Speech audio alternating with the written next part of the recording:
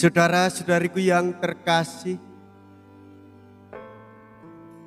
hari ini Senin 8 Agustus 2022, saya Romo Siga dari Paroki Santo Stefanus, Surabaya.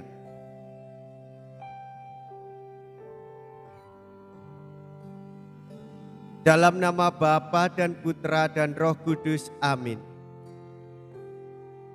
Gereja merayakan peringatan wajib Santo Dominikus, seorang imam dan pendiri ordo pengkhotbah.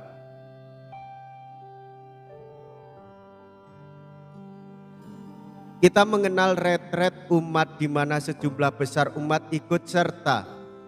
Sebenarnya ini mula-mula karya khas imam-imam Dominikan. Mereka belajar itu dari pendirinya, yaitu Santo Dominikus, seorang Spanyol. Ketika ia bersama uskupnya sedang berkeliling, ia tersentuh oleh pengaruh bid'ah Albigenses di Prancis. Segera ia mencari pemecahan. Bersama teman-temannya ia berkeliling ke desa-desa, tinggal beberapa waktu di situ dan mengajar umat. Hubungan langsung dengan umat itu membangkitkan kembali iman umat.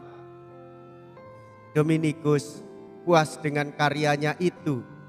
Kelompoknya berkembang menjadi sebuah ordo para pengkhotbah atau ordo para imam Dominikan.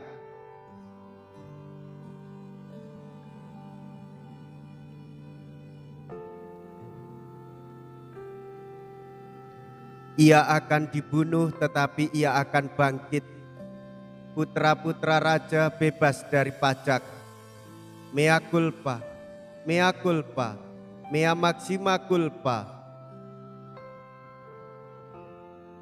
Marilah kita berdoa. Allah Bapa yang arif dan bijaksana, Santo Dominikus dengan warta kebenarannya telah menyelamatkan umatmu pada masa yang lalu. Semoga kini tetap menolong gerejamu dengan jasa dan doanya, serta menjadi pelindung kami yang setia. Dengan pengantaraan Yesus Kristus Putramu, yang bersama dengan Dikau dalam persatuan Roh Kudus, hidup dan berkuasa Allah sepanjang segala masa. Amin.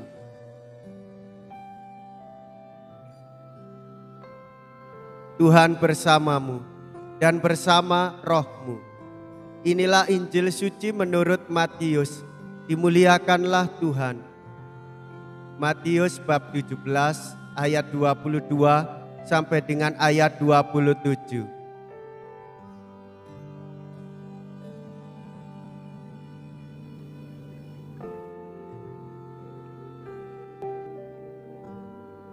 Sekali peristiwa Yesus bersama murid-muridnya ada di Galilea. Ia berkata kepada mereka, Anak manusia akan diserahkan ke dalam tangan manusia. Mereka akan membunuh dia. Tapi pada hari ketiga ia akan dibangkitkan. Maka hati para murid itu pun sedih sekali. Ketika Yesus dan para muridnya tiba di Kapernaum, datanglah seorang pemungut pajak bait Allah kepada Petrus dan berkata, Apakah gurumu tidak membayar pajak 2 dirham? Jawab Petrus, Memang membayar. Ketika Petrus masuk rumah, Yesus mendahuluinya dengan pertanyaan, Bagaimana pendapatmu Simon? Dari siapa raja-raja di dunia ini memungut bea dan pajak? Dari rakyatnya atau dari orang asing? Jawab Petrus, dari orang asing. Maka kata Yesus kepadanya, Jadi bebaslah rakyatnya. Tetapi agar kita jangan menjadi batu sandungan bagi mereka, pergilah memancing ke danau. Dan ikan pertama yang kau pancing, tangkaplah dan bukalah mulutnya. Maka engkau akan menemukan mata uang 4 dirham di dalamnya. Ambillah itu dan bayarlah kepada mereka, bagiku dan bagimu.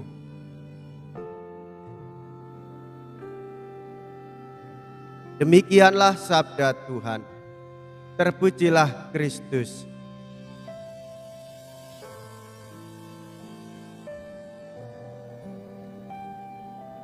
Bapak, Ibu, saudara-saudariku yang terkasih, kita telah mendengarkan pernyataan dengan jelas. Ia akan dibunuh tetapi ia akan bangkit. Putra-putra raja bebas dari pajak.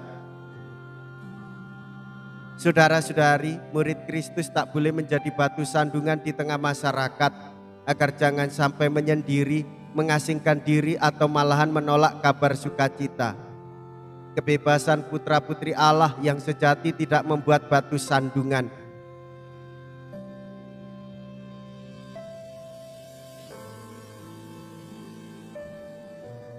Bagaimana dengan pengalaman kita, Bapak, Ibu, saudara-saudariku yang terkasih di dalam kehidupan menggereja dan bermasyarakat?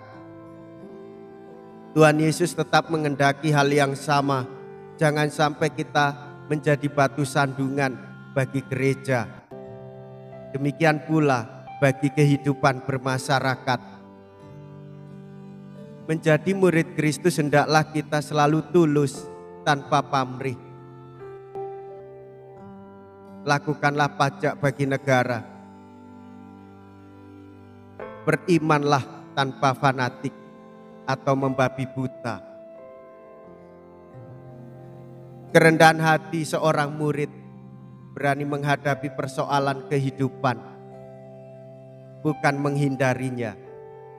Kerendahan hati seorang murid melakukan seperti apa yang dilakukan oleh Tuhan Yesus. Melayani di dalam gereja semata-mata karena ingin melayani Tuhan Yesus dan gerejanya. Tidak mengesampingkan orang lain yang mau terlibat di dalam pelayanan maupun pewartaan hidup beriman. Karena sukacita Injil bagi semua orang. Demikian pula di dalam kehidupan bermasyarakat. Hendaklah dengan semangat rasuli. Menjadi terang, menjadi garam, sehingga keadilan dirasakan masyarakat, hidup damai pun dialami pula. Itulah tugas perutusan kita di dalam kehidupan di dunia. Menghadirkan wajah Kristus di dalam persekutuan bagi semua orang. Marilah kita berdoa. Allah Bapa pelindung dan pengharapan umat-Mu, kami sudah menyambut sakramen suci pada peringatan Santo Dominikus, imam-Mu. Semoga umat-Mu selalu menimba kekuatan baru dari sakramen ini dalam pengabdian yang utuh kepadamu.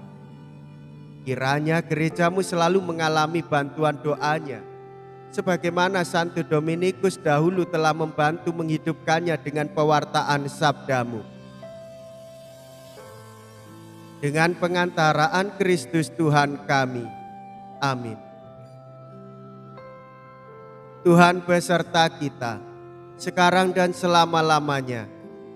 Semoga Allah yang Maha Kuasa memberkati saudara sekalian, Bapa dan Putra dan Roh Kudus. Amin. Saudara-saudariku yang terkasih, pergilah, ibadat sabda sudah selesai. Syukur kepada Allah.